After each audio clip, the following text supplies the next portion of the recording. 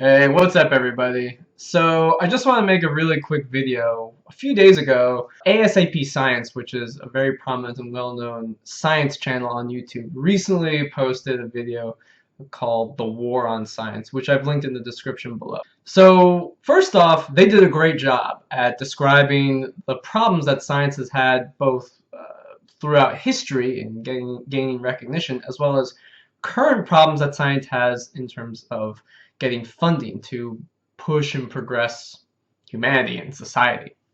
And I agree with everything that ASAP Science has discussed or has mentioned. I wanted to talk about a few things because I believe that there are levels of detail with what they're saying that just hasn't fully been described that really paints a much clearer picture about how does science progress. So the United States government has the most control over science innovation. Money that is awarded to professors at academic institutions, as well as even private institutions, comes from the government, and it funds projects that are just too expensive for any one person to invest in. Maybe a very wealthy person could possibly invest in it, but there's a lot of risk, and really the government is the institution that provides money, which ultimately provides innovation in science. Now, the important thing to know that wasn't necessarily discussed in this ASCP science video was that the money that goes into science research from the government has a very direct impact on the US economy. Because sometimes we think, oh, if it's going towards science, it's not going towards this, and it's affecting the economy.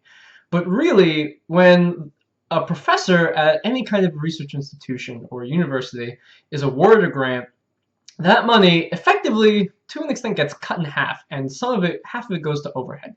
So half of it goes to the university itself. It funds things like janitors and custodians. It keeps the electricity on. It keeps water on. It basically pays for certain lab-related expenses and just basic maintenance and upkeep of laboratories and the university and the school. It also goes towards office supplies and computers and things that a research lab that's not necessarily a research tool or an instrument, but is ultimately needed in order to do research. That other 50% of the money, part of it goes to the professor and their salary.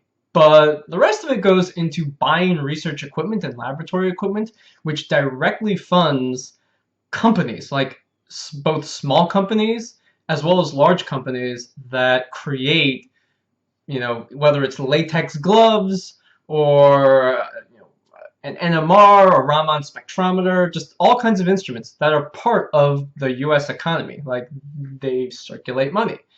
Another part of that goes to the salaries of graduate students, which is very small, but they're the workforce that helps create new ideas and innovates and pushes science forward. Graduate students and postdocs do a lot of basic research science that pushes things to the future.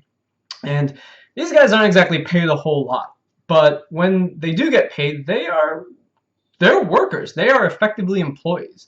So government money is going to these students who have to, pay for rent, buy food, contribute to the U.S. economy. Maybe they'll buy a TV once in, a couple of years if they save up enough money. But they contribute to the U.S. economy. They are jobs when you think about the U.S. creating jobs. And even if that institution doesn't necessarily produce any directly useful commercial things, it's still going to improve the economy, at least in my opinion. It's money that directly goes into the economy, into the system. The amount of money some of these grants can be hundreds of thousands to millions of dollars for, depending on the nature of the research, that can last a few years. And some of the innovations that can come out of it are humongous. I mean, when you think about all the technologies, microchips, processors, wireless internet, computers, everything, they're the result of some of this basic science research that's going on at both universities, national labs, and even in industry. When ASAP Science says that there's a war on science and that when the government funds or cuts funding, it has a huge impact. And it's great when it's described through a picture. That's always good. But I think breaking it down a little bit further to see that, like, hey, your tax dollars really go directly into the economy.